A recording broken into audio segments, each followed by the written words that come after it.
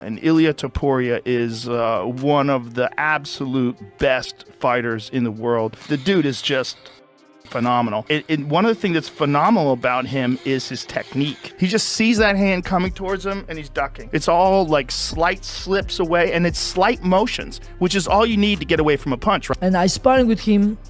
He has a great wrestling, great jiu-jitsu. We all know that he hits like... So were you sparring with him last week when he was here? No, not last week. Man, I can't spar with him anymore because he hits hard. He hits too hard. Yeah, he dropped me 2 times from the body shot. Wow. Yeah. Thank God my head is fine. Yeah. And then every time I finished sparring with him, I was happy and thank God. It's over? It's over, yeah. Ilia Topuria's sparring sessions have become the stuff of legend, and when Merab Dvalishvili admitted he went down twice from Ilia's body shots, the MMA world took notice. Imagine training with a partner who has the precision of a surgeon, the power of a freight train, and the calm confidence of a seasoned champion. That's Ilia. Merab, known for his granite chin and relentless pressure, didn't just tap out. He hit the mat twice in a gym. That's the kind of statement that resonates far beyond punch counters and highlight reels. Rogan's reaction wasn't hyperbole. He's watched every round, analyzed every clip, and dissected fighters' techniques for years. When he hears that a fighter who lives for war in the cage can't withstand Ilia's punishment in the gym, it shifts the narrative. It says that Ilia isn't just another contender. He might be on the brink of redefining what it means to be elite at 155 pounds. What makes those body shots so devastating? It's the subtle slip into range. The way Ilia's stance locks into perfect balance before he fires. He doesn't telegraph, he doesn't waste energy on windups. 1 second he's measuring distance, the next he's delivering a 12-ounce glove to the ribs with enough force to knock a charging bulldog off its feet. The secret lies in repetition, thousands upon thousands of reps, dialing in minute adjustments until his hands and feet operate like clockwork, never too flat-footed, never too exposed. You see, Ilia's evolution started long before he had a real boxing coach. A pet-pawning influence of wrestling and jiu-jitsu formed his base, teaching him leverage and pressure. Then he layered on boxing drills that sharpened his timing and rhythm. Coach wasn't boxing coach, but he learned how to hold the pads. And then, but they was ripping the combinations thousands of times. And that's how Ilia came like boxing killer. Like now he's showing his boxing skill. And he's still doing it now. Of course, now they changed the coach. Like now they have a real boxing coach. But like now, of course, Ilia is as close to perfect as we maybe have like experienced before. His style is so well-rounded and so buttoned up and doesn't have a lot of holes to it. And then when you pair that with a lot of his physical attributes, like he has a good build for MMA. He's like not the shortest guy, but not the tallest, lankiest guy. He looks obviously strong. He has very good Volkanovski stuffed a lot of him as well. Yep. But with Ilia's short arms, Yep. all sort of like hook strength. Yep. He's not dropping people with a 1-2. No, it's all he builds up his combinations. Yes, yeah, he builds up his combinations, their overhands, Yep. their lead hooks, their uppercuts to the body, to the head. When you do things like that, if you get pummeling early in the fight, over-unders, and Makhachev's on him up against the cage, Yep. even if he's failed a takedown, Yeah. if he has to drive an underhook, that gasses out those arms. Oh, yeah, absolutely. You know, whereas All your MMA news for today in a minute.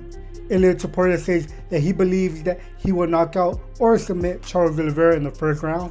When I knock him out in the first round or submit him in the first round. Ilia Topuria also said that if he wins the title, that he's willing to move up to fight Islam Makhachev at 170 if Makhachev does win the 170 title. We'll see how he does in the welterweight division. If he wins the title, I win the title in the lightweight division. Maybe I move up or he comes down. Merab Dvalishvili is now the second-ranked pound-for-pound fighter in the world, and to be honest with you, I don't really love it. And the only reason why I don't really love it is because I think Ilia Topuria has to be either #1 or #2 pound-for-pound in the world. Merab should not surpass him yet. Don't even get me started on John Jones at 3. I think we all know our problems with that, but that's a topic for another time. Let's just talk about Islam, Merab, Topuria, and Dricus. Let's not be so quick to forget that Ilia Topuria had the greatest back-to-back wins in the history of the UFC. Second-round knockout over Alexander Volkanovski and a third-round knockout over Max Holloway. Back-to-back wins.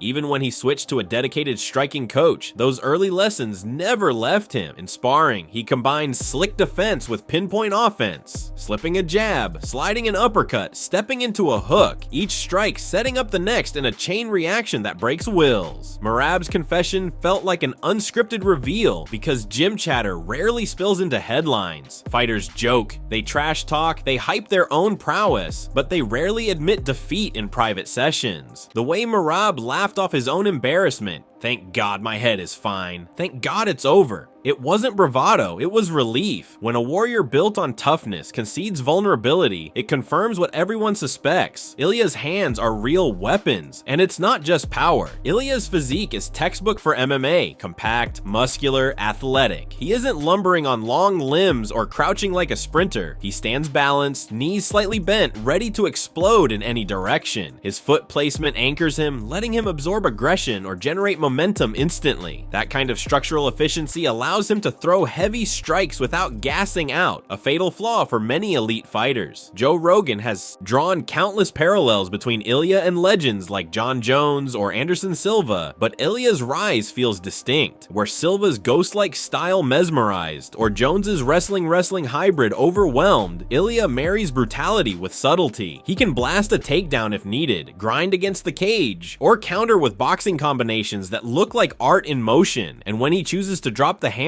it lands like a wrecking ball. I'll tell you something about Merab that surprised me, that maybe you see him in the mat and he's not the most special guy, the most skillful guy, and I don't know what happens to him when he gets inside that octagon. That man is a fucking machine. He knew Cormier went to visit him right after he won the title. Daniel Cormier went to his house on Sunday. Yeah. Merab wasn't home, he was out running. Yeah. I am actually at Merab. For us now, who is main eventing Well, that? I just announced some fights yesterday, and that wasn't one of them. Yeah, there's a couple you didn't announce that people were kind of hyped for. There's some rumors. There was rumors that it was going to be Hamzat DDP. Turns out that doesn't look like it's true. There's now rumors it's going to be Ilia Topuria versus Islam. Is that a Well, we all know that fight's happening. The Duplessis versus Hamzat fight. It's happening. It's just not happening in the fight week. That fight's done. Just not happening that. And Ilia Islam? What's that? Ilia versus. Now you look at Topuria and you think heavy hands, great grappler. What I like watching with him is his foot placement. The way he distributes his balance through his feet is unbelievable. So he's never too far forward. He's never too far back. He stands with a wide stance, even though he is quite short, and he's always here. And when he punches like a boxer. The body shots he throws are great, but something else that is just a little nuance that he does is when he comes from this, doing these boxer style punches, because his center of gravity. And last one from me. Earlier today, Islam Makhachev did an interview and said he's not ruling out coming back down to 155. But if it was up to you, would you rather fight him at 170 to get that third title, or would you be willing to fight him at 55 because that's the division that people say he might be the best at? It would be much better for me to fight him in 170, and I will beat him and get the third title.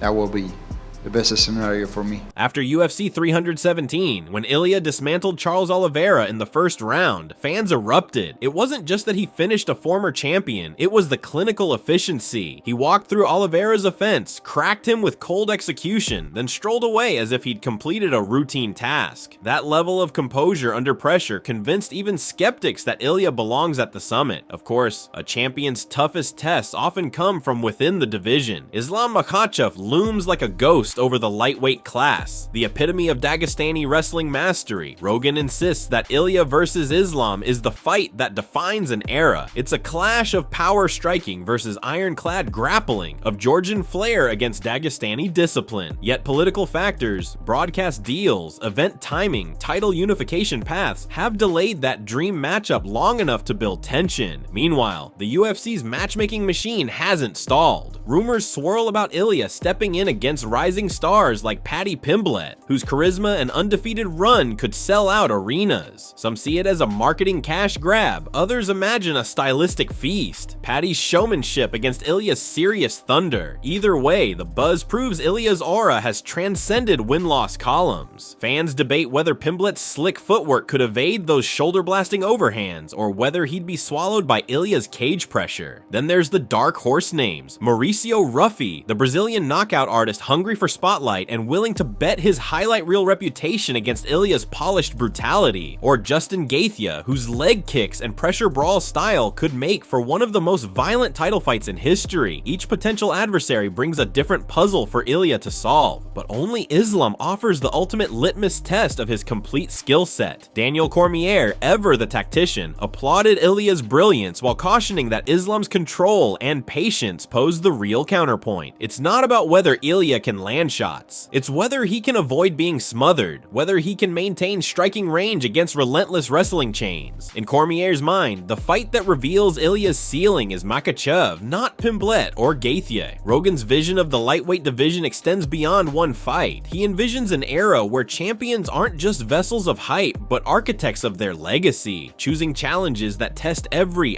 facet of their game. That's why he brushes aside filler matchups and argues for the showdown that carries weight, Ilia versus Islam. Every other fight, he says, is an appetizer. That is, until you set the main course that tells history. From Merab's 2 knockdowns in sparring to UFC President Dana White's behind-the-scenes maneuvering, every thread weaves into the narrative of a fighter on the cusp of greatness. Ilia Topuria isn't merely piling wins, he's forging an identity. He's the dangerous Georgian whose sparring sessions set the MMA world buzzing, whose performances earn nods from the sport's icons, and whose next opponent might define his legend. So what happens next? Will the UFC embrace the seismic clash between power and grappling, or will they steer Ilia towards storylines that fill seats? Will Islam Makhachev return to lightweight to chase that third title, or will he pursue welterweight ambitions that keep the division in flux? Will rising stars like Pimblet and Gaethje seize their moment against Ilia, or will they bow to the inevitable curtain call of the biggest test? One thing is certain, when fighters who know him best step back, when seasoned warriors admit defeat in private, when experts debate his only true rival, Ilia Topuria's rise isn't a fluke, it's a storm-gathering force. And for MMA fans craving defining moments, there's no more compelling question than, who will stand up to Ilia Topuria, and will they even want to? The hype around Ilia's next move has fighters and fans refreshing social feeds for even the smallest hint of an announcement. You can almost feel the collective hold your breath moment when UFC brass finally says go, because once Ilia steps back into the octagon, every punch, every slip, every takedown attempt will carry the weight of expectation. It's not just about defending a belt, it's about proving that those sparring knockdowns weren't flukes, and that his evolution from gym legend to division tyrant is the real deal. Behind closed doors, training camps are already adapting their game plans. Wrestling coaches study tape of Ilia's underhook setups. Striking teams drill defense against his signature body shot combinations, and sports scientists monitor his gas tank to see if the volume can match the power. It's a chess match on mats and pads, each coach trying to anticipate which facet of Ilia's well-rounded arsenal can be exploited, and that tactical war contributes its own suspense, because the slightest leak in Ilia's armor could spark the next viral upset.